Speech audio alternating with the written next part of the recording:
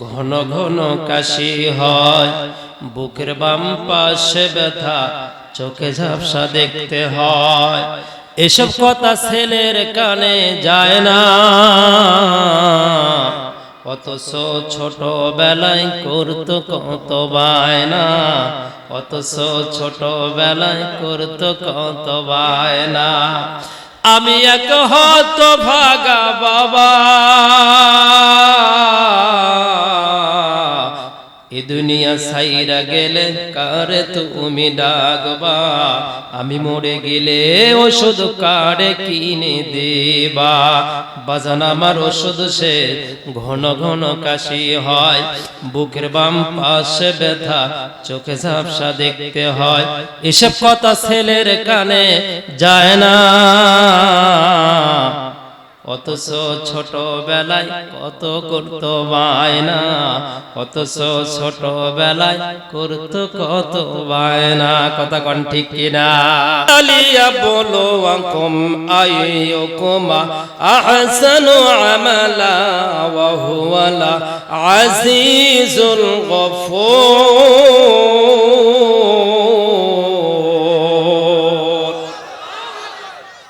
এইটার জন্য দুনিয়াতে পাঠায় নাই, হায়াত আর মউত মাঝখানে সময়। লিয়াবলুয়াকুম আইয়ুকুম, পাঠাইছে তোরে কেন জানিস বান্দা? পড়াশোনা করার জন্য। মাদ্রাসায় বাচ্চা ভর্তি করাবেন, পড়বে না, পরীক্ষায় পাস করবেন না, রাখবে না ওকে। বাচ্চাটাকে হুজুর বের করে দিবে, সভাপতি বের করে দিবে, যারা পরীক্ষা নিরীক্ষা নেওয়ার জন্য আসবে ওরাও বের করে দিয়ে দিবে। যা এখান থেকে তোর পড়াশোনা হবে না, মাথায় মাল নাই। কথা বলেন না, মাথায় মাল নাই। এবার বিজয় যারা হয় নাই সংসদে তারা যায় নাই, বিজয় যারা হয়েছে সংসদে ওরা গিয়েছে। অতএব আল্লাহ পাক বলে দুনিয়াতে পাঠায় দিয়েছে হায়াত আর মউতের মাঝখানে সময়।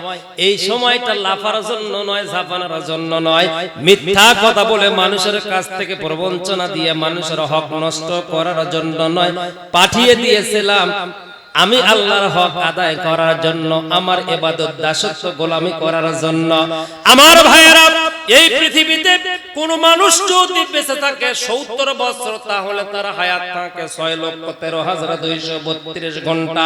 আমার ভাইয়েরা, 6,13,232 ঘন্টার প্রত্যেকটা সেকেন্ড, প্রত্যেকটা মিনিট, প্রত্যেকটা ঘন্টার আল্লাহ পাক হিসাব নিবে। ইযা জাআদলুহুম লা ইস্তাখিরুনা সাআতাম ওয়া লা ইস্তাকদিমুন, আগাইতেও পারবেন না, পিছাইতেও পারবেন না। বগল কাটা কোট গায়ে দেন, মুক্তিযোদ্ধারা সার্টিফিকেট নেন, কোন কাজে লাগবে না। এ জোরে কর, যদি কাজে লাগতো তাহলে মাহিয়া জিতে যেত, যদি কাজে লাগতো তাহলে টাকলা মুরা জিতে যেত, যদি কাজে লাগতো তাহলে টেরাক আর মানে নৌকা ফুটা হইতো না, টেরাক খাদে পড়তো না মুমতাজ আফা। কথা কোন ঠিক কিনা? কষ্ট হচ্ছে? আপনি একটু কথা বলেন, কষ্ট হয় বাজে? মন খারাপ করছে, কি হয়েছে আপনার?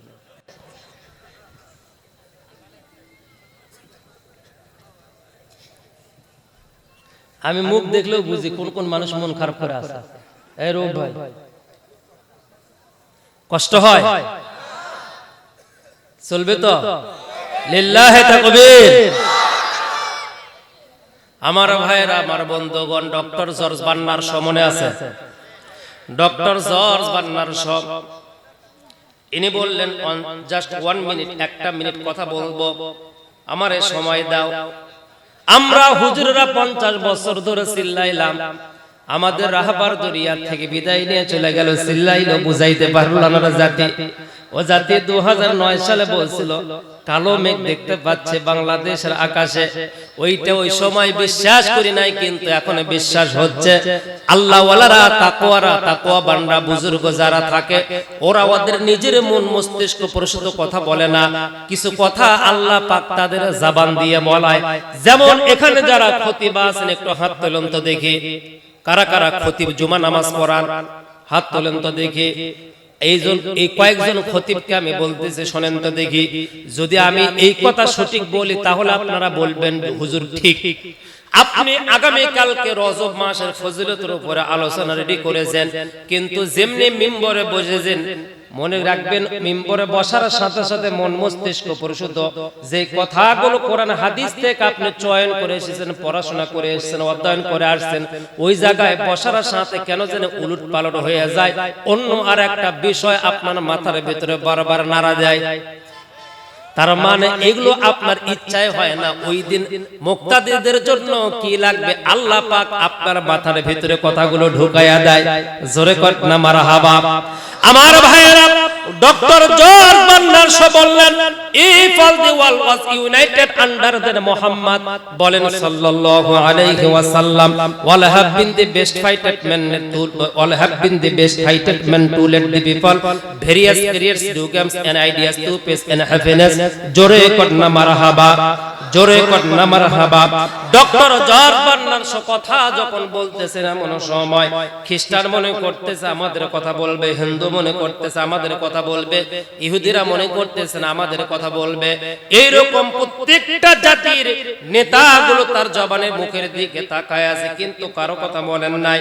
উনি বললেন এমন একজন ব্যক্তির কথা যার দল উনি করেন না, যার মত উনি অনুসরণ করেন না, যার সাথে উনি হাত রেখে বায়াত করে মুসলমান হয় নাই, ওই ব্যক্তির নাম বলল। বলার পরে বলল এই ব্যক্তির জীবন অনুসরণ করো। আমি ডক্টর জর্জ বার্নার্স একজন খ্রিস্টান হয়ে বলে গেলাম, এর জীবন অনুসরণ করলে পৃথিবীতে শান্তি ফিরে আসবে। খাসার পাকে উড়াল দিয়ে চলে গিয়েছে, ওই জায়গায় থাকবে না, খাসার পাকে আবার খাসার ভিতরে ধরা দিবে। জোরে কন্না মারহাবা। আল্লাহ রাব্বুল আলামিন বলেন, ওয়ামা আরসালনাকা ইল্লা রাহমাতাল লিল আলামিন।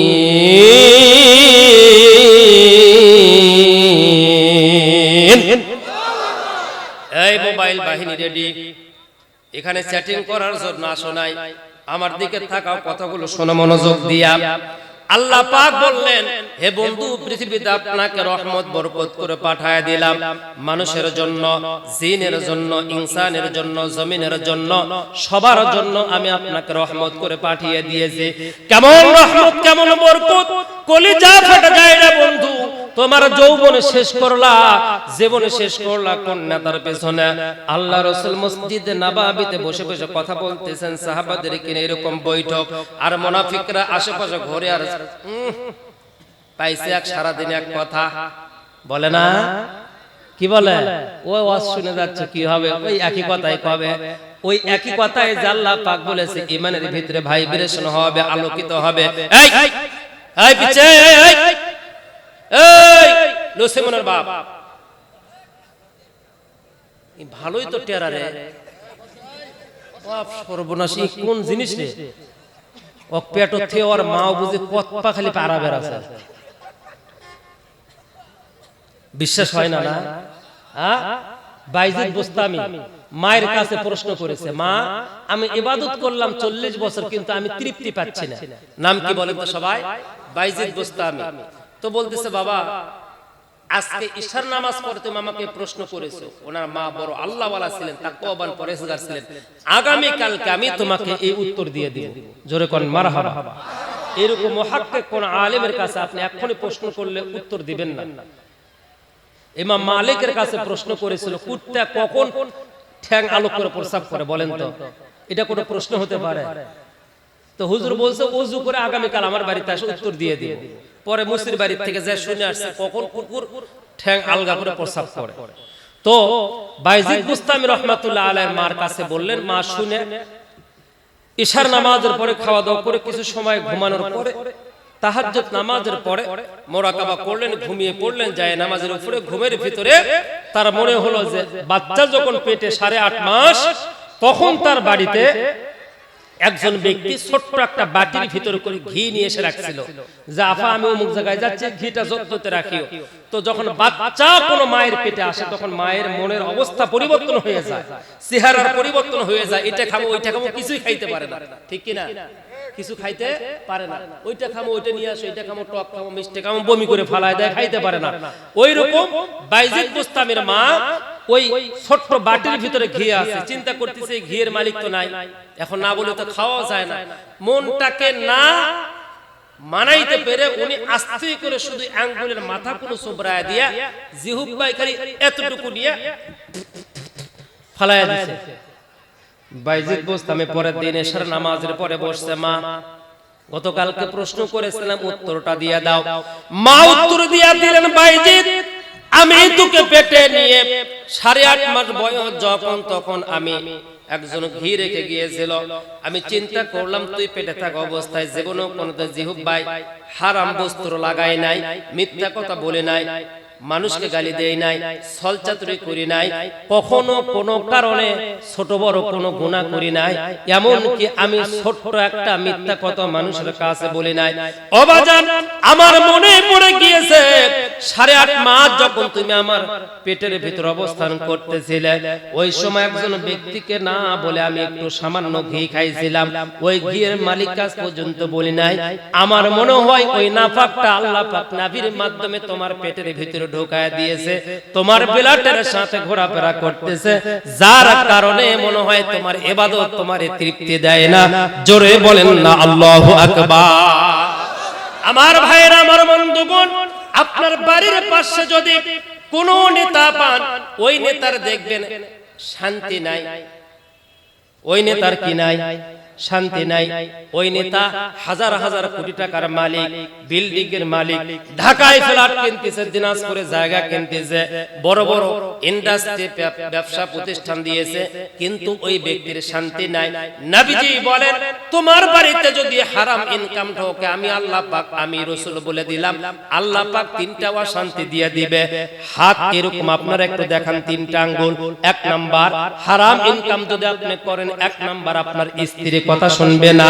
মনে রাখবেন, যে সমস্ত নেতারা মানুষের ব্রিজ, কালভার্ট, রাস্তাঘাট, মাদ্রাসা, শিক্ষা প্রতিষ্ঠানে টাকা পয়সা মেরে খায়, চুরি করে নেতা হয়, ওদের বউ কিন্তু বাড়ির বাহিরে চলে যায়, বিভিন্ন ছেলেপেলের সাথে সময় দেয়, আড্ডা দেয়, সময় স্বামী মানে হক নষ্ট করে, জীবনেও কোনোদিন স্বামীকে টাইম দেয় না, স্বামীকে বেল দেয় না, সারা পাড়া ঘুরে আসে, ঘুরঘুর করে ঘুরে, স্বামী একদিক ও একদিক, আওয়ামী লীগ বিএনপির মতো পরিচয়। কথা কোন ঠিক কিনা? নবীজি বলেন, 2 নাম্বার, হারামখোরদের সন্তানেরা জীবনেও কোনোদিন কথা শুনবে না। বিভিন্ন মাহফিলে গেলে বলে, হুজুর আমার ছেলের জন্য দোয়া করেন কেন? আমার ছেলেটা লেখাপড়া করেছে, আমার ছেলেটা মানুষের মতো মানুষ করার জন্য অমুক জায়গায় দিয়েছে, এমনকি মাদ্রাসায় পর্যন্ত দিয়েছে, হুজুর প্রাইভেট টিউশনে দিয়েছে, আমার ছেলেটাকে তাবলীগ জামাতে পাঠায় দিলাম, কিন্তু ছেলেটাকে ভালো করা যাচ্ছে না, কারণটা কি? ও বাজান, আপনি হারাম ইনকাম খাওয়ার কারণে আপনার স্ত্রীকে যা আপনি খাওয়াইছেন, যার কারণে আপনার সন্তানের ভিতরে চলে গিয়েছে, কিয়ামত পর্যন্ত যত চেষ্টা করেন না কেন, আপনার সন্তানকে উঠাবেন ভালো সোজা রাস্তায়, চলে যাবে বাঁকা রাস্তায়। 3 নাম্বার, হারামখোরদের আল্লাহ পাক রাতের ঘুম কেড়ে নেয়। গরিব মানুষ, ভ্যান রিকশা চালক, কুলি কামার যারা আছে, এই যে বিভিন্ন মেল ফ্যাক্টরিতে যারা কাজ করে, এরা পরিশ্রম করার পরে দেখবেন সন্ধ্যা লাগার সঙ্গে সঙ্গে ইশার নামাজের পরে মাথার নিচে হাত দিয়ে বালিশ দিয়ে কি যে একটা ঘুম দিয়েছে, মনে হয় দিনাজপুর থেকে একটা ট্রেন যাচ্ছে পার্বতীপুরের দিকে, এত নাকের ঘর ঘড়ি কথা কন। অথচ বড় লোক বিশাল বড় বিল্ডিং বানাইছে, দামি গ্লাস দিয়েছে, এসি দিয়েছে, দেওয়ার পরে ঘুমানোর চেষ্টা করো, ঘুম আসে না, বালিশের কাছে ঘুমের ট্যাবলেট নেওয়া লাগে, প্রতি মাস ডাক্তারের কাছ থেকে ট্যাবলেট পাল্টানো লাগে, তা না হলে ঘুম নাই। আল্লাহ পাক বলে, হারামখোরদের আমি আল্লাহ ঘুমটা কেড়ে নেই। জোরে কর না আল্লাহু আকবার। কথা ঠিক, খাপে খাপ মমতাজের বাপ। হারাম ইনকামদের কিজ কয়টা? 1 নাম্বার, স্ত্রী কথা শুনে না। 2 নাম্বার, সন্তানকে মানুষের মতো মানুষ করতে পারে না। 3 নাম্বার, রাতের ঘুম তাদের থাকে না। মনে রাখবেন, হারাম খাওয়া বাদ দিয়ে দেন। মা বোনদের অনুরোধ করে বলতেছি, সন্তান পেটে আসার পর আপনার চরিত্রের পরিবর্তন করেন, চলাফেরার পরিবর্তন করেন, তা না হলে আপনি হচ্ছে একটা চানাচুরের ফ্যাক্টরি, বিস্কুটের ফ্যাক্টরি। আপনার ভিতরে যতই ভালো আটা দেওয়া হোক, যদি একটা নাট কখনো কোনো কারণে স্লিপ করে, ওই জায়গায় যদি একটু কেরোসিনের তেল লাগে, ওই তেলের কারণে যত দামি আটা দেন, সব চানাচুর বিস্কুট দুর্গন্ধ, কেরোসিনের কেরোসিন। কথা কন না কা? এই জন্যই যে যারা পিস্কি গুলি উঠে গেল, আমি ডাকি এই দিকে, ওরা দৌড় দিচ্ছে ওই দিকে। তার মানে ওর মা পেটু থুয়ে জীবনেও কোনোদিন কোরআনের কথা শুনে নাই, যার কারণে ওকে ভালো লাগতেছে না, খালি দৌড়াচ্ছে ওই দিকে, মহিলা প্যান্ডেলের দিকে, মহিলাদের চুরিহাটির দিকে। বোঝেন নাই ব্যাপারটা? আমার ভাইরা, আমার বন্ধুগণ, নবীজির কথা বলতেছিলাম। ডক্টর জর্জ বাটলার শো বললেন, ওই ব্যক্তির জীবন আদর্শ গ্রহণ করো। কার জীবন আদর্শ গ্রহণ করব? ছেলেটার নাম আব্দুল, ছেলেটার নাম মোহাম্মদ, বাবার নাম আব্দুল্লাহ, মায়ের নাম আমেনা, জন্মগ্রহণ করেছে কুরাইশ বংশে মক্কায়। ওই ছেলের জীবন আদর্শ গ্রহণ করো। ওই ছেলেটা কেমন একটু শুনে যান। মদিনাতুল মুনাওয়ারায় মসজিদ নববীতে বিশ্বনবী জনাবে মুহাম্মদ রাসূলুল্লাহ সাল্লাল্লাহু আলাইহি ওয়াসাল্লাম বসে বৈঠক করতেছে, সাহাবাদেরকে দ্বীনের কথা, ইসলামের কথাগুলো শোনাচ্ছে। এবং সময় নবীদের সাহাবারা সবগুলো পাদুকা, সবগুলো জুতা একত্রিত করে তারা আল্লাহ রাসূলের কথাগুলো তন্ময় হয়ে শুনতেছে। একজন যুবক এসেছে, আসার পরে জুতাটা রাসূলের নিয়েছে। জোরে বলেন না মারহাবা। নবীজির জুতাটা নিয়ে এরকম চুমা বুকের সাথে, আবার চুমা, আবার বুকের সাথে, আবার চুমা দেয়, আবার বুকের সাথে জড়িয়ে হযরত ওমর রাদিয়াল্লাহু তাআলা আনহু আল্লাহ রাসূল বললেন, ওমর, ওই যুবকটাকে বলে, ইয়া রাসূলুল্লাহ, ওই মহল্লার এই যুবক ইহুদি। বলে বসতে বলো। বলে বলেছি বসে না। বলার পরও বসে না। কেন বসে না? বলে তোমরা মুসলমান, তোমরা মুসলমান, তোমাদের সাথে আমরা বসতে পারি না। আমার ভাইরা, এই মাহফিলগুলো আগামী 28 তারিখ আমি ইন্ডিয়ায় যাচ্ছি। বাংলাদেশে শুধু মুসলমান বসে, ইন্ডিয়ায় হিন্দু, বৌদ্ধ, খ্রিস্টান যারা আছে, দলমত নির্বিশেষে ওয়াজ মাহফিলে সবাই আসে। এমনকি হিন্দু ভাইরা সাইকেলের গ্যারেজের দায়িত্ব পালন করে, মোটরসাইকেলের গ্যারেজের দায়িত্ব পালন করে, রাস্তাঘাট পরিষ্কার পরিচ্ছন্ন রাখার জন্য চেষ্টা করে। হিন্দুরা মুসলমানদের ওয়াজ মাহফিলে এসে তারা সুশৃঙ্খল পরিবেশ তৈরির জন্য চেষ্টা চালিয়ে যায়। আর বাংলাদেশের মুসলমান আয়ব বাচ্চুর লোকেরা ওয়াজ মাহফিলে বাধা দেয়। ও তোর গহনা দিন ফুক রাইয়া যাবে, যৌবনে লাগবে ভাটি, ওই যে দেখো ডাকিতেছে আমায় কবরের মাটি। বলেন, ওই যে দেখো ডাকিতেছে আমায় কবরের মাটি, সন্ধ্যার আগে যেদিন ডুববে রে বেলা, একই নিমিষে ভেঙে যাবে সেদিন রঙ্গেরি মেলা, সন্ধ্যার আগে যেদিন ডুববে রে বেলা, একই নিমিষে ভেঙে যাবে বন্ধু রঙ্গেরি মেলা।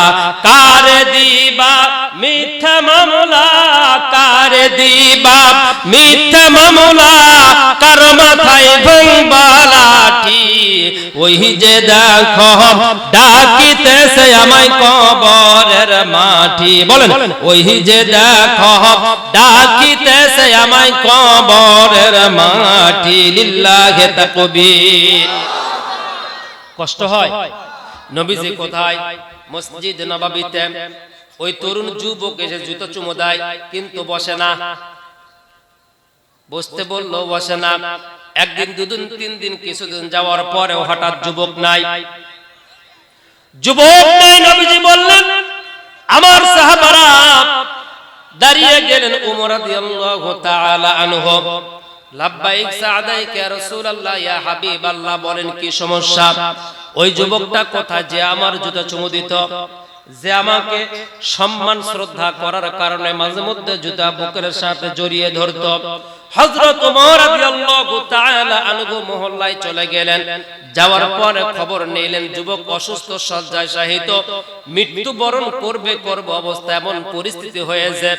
আমিরুল মুমিনিন হযরত ওমর রাদিয়াল্লাহু তাআলা আনহু মেসেজটা ফেরত এসে নবীজিকে দিয়ে দিলেন, ইয়া রাসূলুল্লাহ, ইয়া হাবিবাল্লাহ, তরুণ যুবক যেটা আপনাকে ভালোবাসতো, শ্রদ্ধা সম্মান করত, অসুস্থতার কারণে বিছানায় শয্যায় শায়িত হয়ে পড়ে আছে। আল্লাহ রাসূল সাল্লাল্লাহু আলাইহি ওয়াসাল্লাম কাল বিলম্ব না করে মদিনার বাজার থেকে কিছু বাজার করলেন। বাজার করে সাহাবাদেরকে নিয়ে হাঁটি হাঁটি পা পা করে চলে গেলেন। জোরে কোন মারহাবা। বাংলাদেশে বড় ভাই আওয়ামী লীগ করে, ছোট ভাই বিএনপি করে। বড় ভাই আওয়ামী লীগ করার কারণে, ছোট ভাই বিএনপি করার কারণে ছোট ভাই হাসপাতালে, বড় ভাই কোনোদিন যায় না। কথা কোন? কি কারণে যায় না?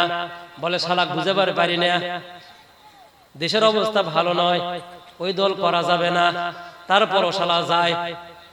কথা কয় না বাড়ি? বলে না?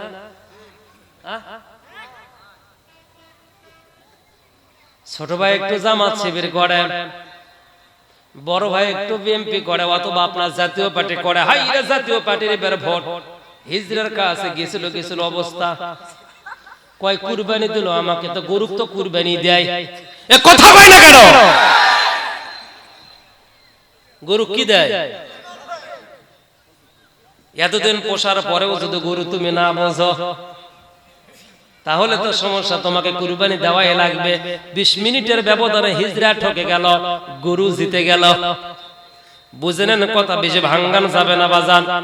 জিব্রাইল মিকাইল আশেপাশে ঘোরাফেরা হয়তো বা করতেছে, আমি চলে গেলে আমার কিছু হবে না, কিন্তু কর্তৃপক্ষ থাকতে পারবে না। আমার ভাইরা, আমার বন্ধুগণ, যেই কথা বুঝাইতে চাচ্ছিলাম, এই প্রতিহিংসা শুধু রাজনৈতিক কারণে। আহারে, রাজনীতির পরিচয়টা ভুলে যান, রক্তের পরিচয়টা টিকে রাখেন, ধর্মের পরিচয়টা টিকে রাখেন। আমার মনে হয় এই পরিচয় টিকে রাখলে আমাদের ভিতরে কোনো বিভেদ হবে না, আমাদের দেশে কোনো অশান্তি থাকবে না। কথা কোন ঠিক কিনা? সম্মানিত হাজিরিন ইকরাম, নবীজি চলে গেলেন মদিনার বাজার থেকে বাজারগুলো নিয়ে। বাজারগুলো বাড়িতে রাখলেন, রাখার পরে এই ইহুদির যুবকের সাথে নবীজি কথা বলতেছেন, কিন্তু যুবক ওঠার জন্য চেষ্টা করতেছে, পারতেছে না, ওঠার জন্য চেষ্টা করতে পারতেছে না। আল্লাহ রাসূল কফলের উপরে প্রত্যেকটা রোগীদের হাত দিতেন। আল্লাহ রাসূল কফলের উপরে হাত দিয়ে তার ভালো মন্দ জিজ্ঞাসা করলেন, করার পরে ওঠার জন্য চেষ্টা করতেছে, কিন্তু এতটাই অসুস্থ, কিন্তু পারতেছে না। নবীজি নিজে তার হাত মোবারক পিঠের নিচে লাগায়া দিয়া বসানোর ব্যবস্থা করলেন। বসে গেল যুবক। বসার পরে আল্লাহ রাসূল জিজ্ঞাসা করলেন, বাবা তোমার অবস্থা কেমন, কি অবস্থায় আছো, তোমার শরীরের অবস্থা কি? আনুষঙ্গিক জিজ্ঞাসা করার পরে বিদায় নিয়ে চলে আসবে। এই যুবক বারবার নবীজির ওই জুতার দিকে তাকায় আছে, কথা বলতে সাহস পাচ্ছে না, চোখ দিয়া টপ টপ করে পানি গুলো নাকের ডগা পর্যন্ত এসে গিয়েছে। আল্লাহ রাসূলকে এই যুবক বলতেও সাহস পাচ্ছে না, সাহাবাদেরকে বলতেও সাহস পাচ্ছে না। নবীজি বলল, কি বাবা কাঁদো কেন, কি হয়েছে, মন খারাপ? বলে না, মন খারাপ না, আমি জানি আপনি এখন চলে যাবেন, যাওয়ার সময় হয়ে গিয়েছে, কিন্তু আপনার পাদুকা মোবারক, আপনার জুতা মোবারক যদি জীবনের শেষবারের মতো আমাকে দিতেন, একটা বার চুমু দিতাম, কারণ আমি আর বাঁচবো না, বুঝতে পেরেছি দুনিয়া থেকে বিদায় নিয়ে চলে যেতে হবে। এই কথা বলার সঙ্গে সঙ্গে নবীজি বুকের সাথে জড়িয়ে ধরে বলল, বাবা আমি শুধু মুসলমানদের জন্য নবী না, আমি শুধু আমার ইসলাম ধর্মের জন্য নবী না, আমাকে আল্লাহ পাক পুরো জাতিকে অন্ধকার থেকে আলোর পথ আনার জন্য পাঠিয়ে দিয়েছে। আমার যদি তোমার বুকে না, আমার বুকে তুমি আসো। এই কথা বলে যুবককে যখন জড়িয়ে ধরেছে, হাউমাউ করে মৃদু মৃদু আওয়াজে বলছে, ইয়া রাসূলুল্লাহ, ইয়া হাবিবাল্লাহ, আমরা শুধুমাত্র ইহুদি লোক, যার কারণে আমরা অর্থের দিকে তাকায়া সম্পর্ক রাখি, রাজনৈতিক পরিচয় দেখে আমরা সম্পর্ক রাখি, প্রভাব প্রতিপত্তির দিকে তাকায়া আমরা সম্পর্ক রাখি, অথচ আপনি মুহাম্মদ, আপনি রাসূল, আপনার কথা তাওরাত, জবুর, ইনজিল, কোরআনে এসেছে, আপনার আমি দল করি না, আপনার হাতে হাত রেখে বায়াত করি নাই, শুধুমাত্র আপনাকে ভালোবাসি। এই ভালোবাসার টানে আপনি ছুটে আসছেন আমার বাড়িতে, আমার বাড়িতে এসে আমাকে বুকের সাথে না পাক মানুষটাকে জড়িয়ে ধরলেন। কি দিয়া আপনার এই ঋণ আমি শুধায় দিব, কি দিয়া আপনাকে আমি ধন্যবাদ জানিয়ে দিব। হে রাসূল, তোমায় ভালোবাসি অন্তরে, শুধু মুখে না, জান্নাতের আশায় নয় হে রাসূল, জাহান্নাম ভয় করি না। জোরে বলেন মারহাবা। এই যুবককে জড়িয়ে ধরলেন। হুজুর যখন জড়িয়ে ধরেছে তখন যুবক কি বলল? বলল দল দেখে আমাদের ইহুদিদের ভিতরে সম্পর্ক হয়, অর্থের কারণে সম্পর্ক হয়, টাকা আছে যার মানুষ ঘোরে তার পিছে বেশি। কথা কোন ঠিক কিনা? টাকা আছে বিধায় মানুষ তার পিছনে ঘুর ঘুর করে ঘোরে, যোগ্যতা থাকলেও ঘোরে, না থাকলেও ঘোরে। ক্ষমতা আছে বিধায় দেখে মানুষ ভয় করে। আর নিজের মেয়ের বিয়ে হয়, আত্মীয় স্বজন নিজের ফুফাতো ভাই খালাতো ভাই দাওয়াত পায় না, দূর গ্রামের 5 মাইল দূরের লোক দাওয়াত পায়, কারণ ওই মোটা দান দিতে পারবে এই জন্য তার দাওয়াত পায়। আর আমার ফুফাতো মামাতো খালাতো ভাই গরিব বিদায় তারা হক মারিয়া অন্য জনকে নেতা নেত্রীকে খুশি করার জন্য বিবাহের অনুষ্ঠানে গরু খাসি জবাই করে খাওয়ানো হয়। কথা বলেন ঠিক কিনা? এই জন্য তো শান্তি নাই, রহমত নাই, বরকত নাই। আমার ভাইরা, নবীজি যখন বুক থেকে ছেড়ে দিচ্ছেন, ইহুদি, এই যুবকের বাবা ছিল একজন ইহুদি পণ্ডিত, তিনি বারবার এই যুবকের দিকে তাকায় আছেন। বাপ বেটা দুইজন চোখে চোখে চোখ আড়ালে কথা হচ্ছে।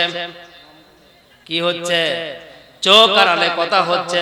ওই যে চোখে চোখ ইশারা বলছে না, আমাদের কি হবে সেটা আমরা আগে জানি। একজন নেতা কয়ে ফেলালো যে কোন জায়গা থেকে কে আসবে না আসবে, ওইটা আগে আমাদের হিসাব কিতাব হয়ে আছে। কথা বলেন ঠিক কিনা? আমার ভাইরা, আমার বন্ধুগণ, ইশারা দিচ্ছে ইহুদি আলেম ইশারা দিচ্ছে বেটাকে, বলছে বাবা শোন, খুব ইম্পর্টেন্ট কথা শোন। ইশারা দিয়ে বলতেছে বাবা শোন, আমি তোর বাবা, ইহুদিদের একজন পণ্ডিত, তাওরাত জবর ইনজিল আমার জানা আছে, আমি অধ্যয়ন করেছি, আমি জানি বাবা, যে ব্যক্তি তোমাকে বুকের সাথে জড়িয়ে ধরেছে, তোমাকে আদর যত্ন করলো, দেখার জন্য আসছে, এই ব্যক্তি সাধারণ কোন মানুষ না। জোরে কর না মারহাবা। এই ব্যক্তি সাধারণ কোন মানুষ না বাবারে। এই ব্যক্তির হাতে হাত রেখে বায়াত করে মুসলমান হয়ে যা। আমি পারি নাই রে বাজান, আমি পারি নাই, কারণ আমি যদি আমার দলটাকে ত্যাগ করে এই মুহাম্মদ রাসূলের আমি দলে প্রবেশ করে যাই, তাহলে আমার সমাজের লোকজনগুলো আমাকে বাঁকা চোখে দেখবে, আমার উপরে জুলুম করবে। আমি আমার ক্ষমতার কারণে, প্রভাব প্রতিপত্তির কারণে, ব্যবসার কারণে, রাজনৈতিক কারণে মুহাম্মাদের দলে আমি প্রবেশ করতে পারতেছি না রে বাজান। কিন্তু তুই নিরাশ হয়ে যাস না আমার বেটারে, কখনো তুই পথভ্রষ্ট হয়ে মরিস না, কখনো তুই ছাড় পাবি না। মুহাম্মদ আমার বাড়ির গেটের বাইরে যাওয়ার পূর্বে এক্ষুনি হাতটা বাড়ায়া দিয়ে মুসলমান হয়ে যা।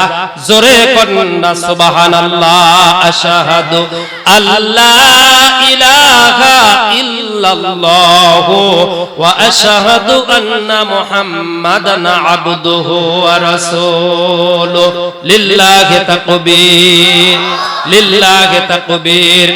আমার ভাইরা, আমার বন্ধুগণ, নবীজি চলে গেলেন মসজিদে নববীতে। নবীজি যাওয়ার পরে মসজিদে নববীতে একটু পরে খবর চলে আসলো, ইয়া রাসূলুল্লাহ, ইয়া হাবিবাল্লাহ, যেই যুবককে আপনি বিরামপুরে রেলগেট মাদ্রাসার পাশে পাড়াতে বায়াত করে দিয়ে চলে আসলেন, আপনার ভালোবাসার যুবকটা দুনিয়া থেকে বিদায় নিয়ে চলে গিয়েছে। নবীজি বলল, ওই যুবককে আমি নিজে জানাজা দিয়া কবরে রাখবো। জোরে কন্না মারহাবা। আমার ভাইয়েরা, ওই এলাকায় সকল মানুষ ইহুদি হওয়ার কারণে কেউ গোসল করাইতে পারলো না। সাহাবাদের মাধ্যমে গোসল করানোর ব্যবস্থা করা হলো। হযরত আব্দুল্লাহ ইবনে মাসউদ রাদিয়াল্লাহু তাআলা আনহু বয়বৃদ্ধ একজন রাসূলের সাহাবা ছিলেন। আব্দুল্লাহ ইবনে মাসউদকে যারা গোসল করাইতে গিয়েছিল, আব্দুল্লাহ ইবনে মাসউদকে গোসলখানায় যারা দিয়েছিল, ওরা ফিরে এসে বলতেছে, আব্দুল্লাহ ইবনে মাসউদকে গোসল করাইতে গিয়ে আমরা দেখি আব্দুল্লাহ ইবনে মাসউদের প্রত্যেকটা লোমকূপের গোড়া থেকে আল্লাহ আল্লাহ জিকির আসতেছে। জোরে কোন সুবহানাল্লাহ। আব্দুল্লাহ ইবনে মাসউদ রাদিয়াল্লাহু তাআলা আনহু জীবিত থাকা অবস্থায় আল্লাহর নবীকে এক নয় দুই নয় 500 বার স্বপ্নের মাধ্যমে দেখেছে। জোরে কোন আল্লাহু আকবার। আব্দুল্লাহ ইবনে মাসউদ রাদিয়াল্লাহু তাআলা আনহুর 21টা মেয়ে ছিল, কোন ছেলে সন্তান ছিল না। 21টা মেয়ে জামাই সবগুলো গিয়ে যুদ্ধের ময়দানে শহীদ হয়েছিল। 21টা মেয়ে নাতিপুতি সহ আব্দুল্লাহ ইবনে মাসউদ তার বাড়িতে রেখে, হুজুর কি সমস্যা হচ্ছে?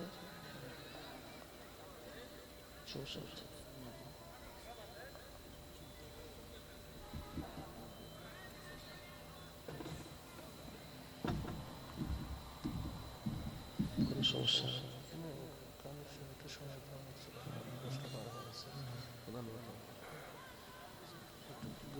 বুঝতে পেরেছি। কষ্ট হচ্ছে, লোড বেশি হয়ে গেছে। কি বেশি হয়েছে? লোড। আল্লাহু তাআলা আনহু বাড়িতে কোনো রান্না বান্নার ব্যবস্থা ছিল না, কিন্তু কোরআনুল কারীমের এমন একটি সূরার আমল করত, যেই সূরা আমল এই মাদ্রাসায় করা হয়। এই আমলটা করার কারণে আল্লাহ পাক আল্লাহর ফেরেশতার মাধ্যমে প্রতিদিন তার জামাই, মেয়ে, তার মেয়ে এবং নাতিপুতি সহ সবার মাঝে আল্লাহ পাক জান্নাতের মান্না সালোয়া খাবার দিয়ে দিতেন। জোরে করেন না মারহাবা, লিল্লাহি তাকবীর। আল্লাহ সুবহানাহু ওয়া তাআলা খাওয়ায়া দেখাইছেন, আপনাকে আমাকেও খাওয়াইতে পারবে, কিন্তু আমাদের জিহ্বাটা পবিত্র না, এই জন্য আমরা খাইতে পারি না। আমার ভাইয়েরা, আমার বন্ধুগণ, এই যুবকের লাশটা নিয়ে মসজিদ নববীর পাশে গোসলের ব্যবস্থা করা হলো। গোসল হয়ে গেল, দাফনের জন্য নবীজি নিয়ে চলতেছেন সাহাবাদেরকে নিয়ে।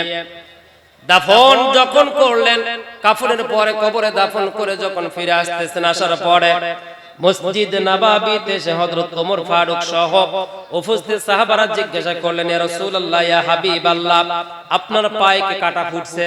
বলে না। পা কি কেটে গিয়েছে? বলে না। পা কেটে যায় নাই, কাটাও ফুটে নাই, আপনার পা তো কোনো ব্যথাও আপনি পান নাই? বলে না। তাহলে আপনি বুড়া লোকের উপরে ভর করে কেন খোঁড়ায় খোঁড়ায় হাঁটতেছেন? কারণ কি? সুবহানাল্লাহ। হযরত ওমর উপস্থিত সাহাবাদেরকে বলল, তোমরা এই দৃশ্য দেখেছো? বলা, হ্যাঁ আমরা দেখেছি। আপনি কেন খোঁড়ায় খোঁড়ায় হাঁটতেছেন? মনে হয় জমিনের সাথে আপনার পায়ের গোড়ালে লাগে না, কারণটা কি? নবীজি বললেন, আমার সাহাবারা, এই যুবক ইসলাম কবুল করার কারণে, আমি নবীজিকে ভালোবাসার কারণে, আল্লাহ সুবহানাহু ওয়া তাআলা এই ব্যক্তিটা মারা যাওয়ার পরে আসমানের যত ফেরেশতা রয়েছে সবাই আল্লাহর কাছে আবেদন করেছে, আল্লাহ তোমার এই বান্দার আমরা জানাজা নামাজে শরীক হয়ে যাব। সুবহানাল্লাহ। তোমার এই বান্দার জানাজা নামাজে শরীক হয়ে যাব, আল্লাহ তুমি আমাদের কাছে অনুমতি দিয়ে দাও। আল্লাহ পাক আসমানের সকল দরজা খুলে দিয়েছে। খুলে দেওয়ার পরে আল্লাহ সুবহানাহু ওয়া তাআলার ফেরেশতারা, কোটি কোটি ফেরেশতা আজকে আমাদের সাথে জানাজা নামাজে শরীক হয়েছে।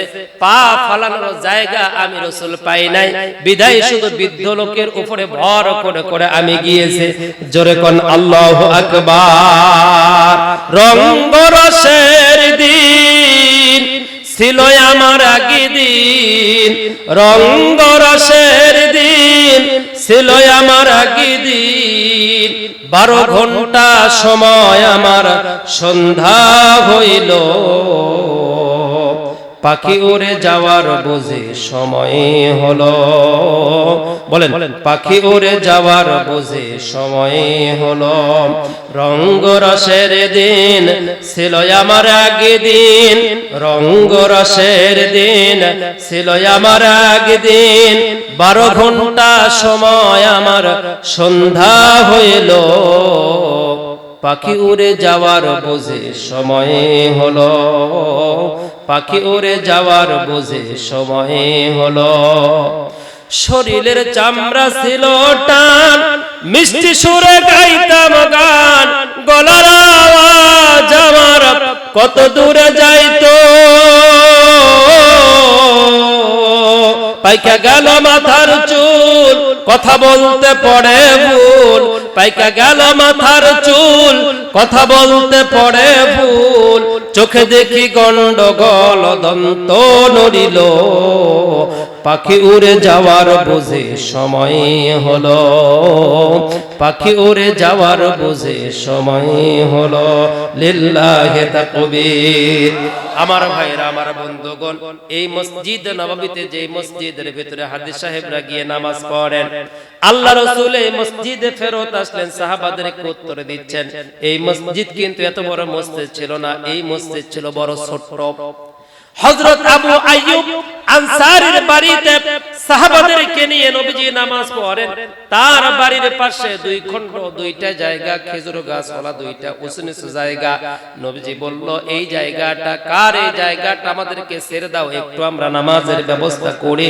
লোকজন যেহেতু বেড়ে যাচ্ছে, কোন কপালওয়ালা মায়ের সন্তান যে মাদ্রাসার মসজিদের জন্য জায়গা ছেড়ে দিয়েছে রে বাজান, ওই জন্য মনে পড়ে গেল। সাহাবারা খুঁজতে খুঁজতে পাওয়া গেল দুইজন ছোট এতিম বালক। ওই এতিম বালককে নিয়ে এসে বলল, ও বাবা, কত টাকার বিনিময়ে তুমি জায়গাটা ছেড়ে দিবা, আমরা নামাজ পড়ব? বলল, না না, জায়গা আমি বিক্রি করব না, আমাদের আব্বা আম্মা নাই, আমরা ছোট্ট বালক চলে গেলাম। নবীজি বলল, বাড়ি পর্যন্ত পৌঁছায় দিবা, খবরদার তাদের উপরে কোনো ধমক দিবা না, জুলুম করবা না, কোনো ভাবে চাপ প্রয়োগ করা যাবে না। হযরত ওমর প্রস্তাব দিলেন অনেক টাকা পয়সার, হযরত উসমান গনি, হযরত আবু বকর অনেক টাকা লোভ লালসা দিলেন, কিন্তু কোনোভাবে তারা মডিফাই হলো না। আমার ভাইয়েরা, এমন সময় একদিন আল্লাহ রাসূল আবার ওই বাচ্চাদেরকে ডাক দিয়ে বললেন, বাবা, ওই জায়গা যদি ছেড়ে দাও, আমরা একটু নামাজ পড়ে, লোকজন বেশি হওয়ার কারণে সমস্যা হচ্ছে। উপস্থিত হাজার হাজার যুবক সাহাবারা, ধনাঢ্যবান সাহাবারা, দানশীল সাহাবারা বলছে, আপনি যেহেতু ছাড়বেন না, আমরা দিব, আমরা বিক্রি করব। এই কথা বলার পরে আবু বকর বলছে, আমি না বলছিলাম ওই যে লাল উটগুলো মদিনায় দাম বেশি, ওই উটগুলো আমি তোমাদেরকে দিয়ে দেব। হযরত ওসমান বলছে, না না না, খেজুরের বাগান আর আঙ্গুরের বাগান দিয়ে দেব, দুম্বার পাল দিয়ে দেব, আমারে দাও। হযরত আলী বলতেছে, না না, আমি দেব, তোমরা যা চাও চাই আমি দেব, আমারে দাও, দান করে দাও, আল্লাহর পায়ে সিজদা করার জন্য জায়গাটা ছেড়ে দাও। আমার তরুণ যুবক ভাইয়েরা, সঙ্গে সঙ্গে দুইটা বালক বলছে, ও রাসূলের সাহাবারা, আল্লাহ রাসূলকে উদ্দেশ্য করে বলছে, শুনেন, এই দুইটা খণ্ড জায়গা আমরা বিক্রি করব, কিন্তু আপনাদের টাকা পয়সা নিয়ে নয়, উট দুম্বা খেজুরের বাগান দিয়ে নয়, এই দুইটা খণ্ড জায়গা বিক্রি করব আমার আল্লাহর কাছে। জোরে কোন সুবহানাল্লাহ। হে রাসূল, আপনি দোয়া করে দেন, এর প্রাপ্য যেন আল্লাহ আমাদেরকে দেয়, বিনিময়ে আমার আব্বা আম্মার কবর আযাব maaf করে দেয়। জোরে কোন মারহাবা। আমার ভাইরা, উপস্থিত সাহাবাদেরকে নিয়ে, এই দুইটা তিন বালককে নিয়ে আল্লাহ রাসূল দোয়া করলেন, আল্লাহ তোমার ঘরের জন্য জায়গা ছেড়ে দিল, এখনো সবুজ গম্বুজ যে জায়গাটা রয়েছে, ওই দুইটা বালকের জায়গা। নবীজি বলেন, এইটাই হলো জান্নাতের অংশ, ওই জায়গায় নামাজ পড়লে আল্লাহ দোয়া কবুল করে নেয়। এই জন্য আপনারা চেষ্টা করবেন মসজিদ মাদ্রাসার দিকে হাতটা বাড়িয়ে দেওয়ার জন্য। মুজাদ্দিদ আল-ফিসানি রহমাতুল্লাহ আলাইহি, তিনি মায়ের কবরের পাশে গিয়েছেন আমার কবর জিয়ারত করার জন্য। হঠাৎ একদিন মুজাদ্দিদ আল-ফিসানি রহমাতুল্লাহ আলাইহির মা স্বপ্নের মাধ্যমে বলছে, বাবা রে, কবরের পাশে এসে হাতটা তুমি আগে উঠায় রে, কলিজার টুকরা আমার সন্তান। বলে, মা কেন? কারণ আমি তোমার একটু কলিজা ভরে দেখি বাবা, তোমার আমি লালন পালন করেছি, গর্ভে ধারণ করেছি। মুজাদ্দিদ আল-ফিসানি বলল, মা কি কথা তুমি বলো, আমি তো কবরের পাশেই থাকি, কেন তুমি আমারে দেখতে পাও না? বলে, বাবা, তুমি কবরের পাশে এসে আলহামদুলিল্লাহি রাব্বিল আলামিন এতটুকু বলার পর যখন হাতটা তুলে বলো, রব্বির হামহুমা কামা রব্বায়ানি সগীরা, এতটুকু বলার সাথে সাথে আসমান থেকে কোটি কোটি ফেরেশতারা এসে তোমার চতুর সাইডে ঘেরায় নেয়। আমি তোমারে দেখতে পাই না রে আব্বা, তোমারে আমি দেখতে পাই না। প্রথমে একটু কোনো দোয়া কালাম করবা না, প্রথমে কোনো আওয়াজ দিবা না, হাত তুলবা না, একটু কবরের পাশে দাঁড়ায় কলিজা, আমি তোমারে একটু মনটা ভরে ভরে তোমারে আমি দেখবো। বলেন না মারহাবা। আমার ভাইয়েরা, এই মাদ্রাসার ছাত্রগুলো, নবীজি বলেছেন কোন কবরের পাশ দিয়ে হেঁটে যাবে, কোন দোয়া কালাম পড়ার দরকার নাই। নবীজি বলেন, এই বাচ্চাগুলো শুধু হেঁটে যাওয়ার কারণে এদের পায়ের বরকত আল্লাহ পাক 1 নয় 2 নয় 40 দিনের জন্য কবর আযাব আল্লাহ maaf করে দেয়। কন্না সুবহানাল্লাহ। জারুল্লাহ আল্লামা জামখশরী রাহমাতুল্লাহ আলাইহি তাফসীরে কাশফির ভিতরে বলেছেন, কোন সন্তান যদি হাফেজে কোরআন হয়, টুফিওয়ালা মাদ্রাসাওয়ালা যদি হয়, ওই সন্তান মায়ের কবরের পাশে দাঁড়ায়া আলহামদুলিল্লাহ সূরা 1 নম্বর আয়াত তেলাওয়াত করে বলবে, আল্লাহ আমার মাই কবরে শাহিদ, আব্বাই কবরে শাহিদ, রব্বির হামহুমা কামা রব্বায়ানি সগীরা। আল্লাহ শীতের দিনে আমার মা বড় কষ্ট করে আমারে লালন পালন করেছে, আল্লাহ রাতের ঘুম হারাম করে আমার প্রস্রাব পায়খানা আমার বারবার পরিষ্কার করে দিয়েছে। আল্লাহ দয়া করে ওই মাকে আমি কোনো কিছু ভালো খাওয়াইতে পারলাম না, মাকে ভালো মন্দ কিছু দিতে পারলাম না, আমার অর্থ সম্পদ আসার পূর্বে মা বিদায় নিয়ে চলে গিয়েছে।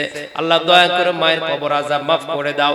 এই দোয়াটা যখন সন্তান হাত তুলে করে জাল্লাল্লাহ মাজা মুকশার রাহমাতুল্লাহ আলাইহি বলে, মুনাজাত শেষ করে নাকের ডগায় পানি আস্তে আস্তে আল্লাহ পাক ওই সন্তানের বাবা মার 1 নয় 2 নয় 40 বছরের জন্য কবর আযাব মাফ করে দেয়। জোরে কোন আল্লাহুম্মা আমিন। লিল্লাহি তাকবীর। আমার ভাইরা হাতটা টান টান করে দেখাবেন কার কার মা নাই, হাতটা একটু টান টান করে দেখান কার কার মা নাই। হাত নামান কার কার বাবা নাই, একটু হাত তুলে দেখান যে হুজুর আমার আব্বা নাই, হাত নামান। আমার ভাইয়েরা বিশাল জনতার মাঝে আমি শুধুমাত্র মাকে বেশি ভালোবাসা, বাবাকে বেশি ভালোবাসা কোন সন্তান যদি এই জায়গায় থাকেন আমার কলিজার টুকরা ভাই, আহারে কত কষ্ট করে মা আপনাকে আমাকে লালন পালন করে। যাদের স্ত্রী বাড়িতে আছে, সন্তান পেটে আছে অথবা জন্ম দিয়েছে, তাকায় দেখবেন আপনার মা আপনাকে এরকম কষ্ট করে লালন পালন করেছে রে ভাই। আমার ভাইয়েরা এই হাজার হাজার মানুষের ভিতরে সব চাইতে মাকে বাবাকে বেশি ভালোবাসার অন্তর থেকে আমি শুধুমাত্র বলবো মাকে আর বাবাকে বেশি ভালোবাসার সন্তান যদি থাকেন, এই মাদ্রাসা এই মসজিদের নির্মাণের জন্য বাকিতে অথবা নগদে মা এবং বাবার জন্য কবরে ঘুমিয়ে আছে লেপ্তসুখবিহীন অর্থ সম্পদ সব দিয়ে গিয়েছে। মা আর বাবার জন্য কোন ভালোবাসার সন্তান আছেন, বাকি বা নগদে মাত্র 5,000 টাকা দিবেন। হুজুর আমি গরিব মানুষ আজকে দিতে পারলাম না, 1 মাসের ভিতরে বা 2 মাসের ভিতরে আমি মার জন্য 5,000 টাকা দিলাম। হুজুর একটু আমার জলম দক্ষিণে মায়ের জন্য দোয়া করেন। হুজুর আমার আব্বার জন্য দোয়া করেন, 5,000 টাকা দিলাম। আলু উঠায়া দিব, শসা কেটে দিব, গম কেটে দিব। এমন কোন মা হারা বাবা হারা সন্তান যদি থাকেন, একটু লাভ দিয়া দাঁড়ায় দেখেন, হাতটা তুলে দেখেন যে হুজুর আমি ধীরে ধীরে ইনশাআল্লাহ দিয়ে দিব 5,000 টাকা মার জন্য বাবার জন্য ওয়াদা করলাম। এক্ষুনি আপনার মার বাবার জন্য দোয়া হবে। অসংখ্য হাফেজে কোরআনদেরকে নিয়ে বলি ইনশাআল্লাহ। কে আছেন একটু হাত তুলে দেখান রে বাজান।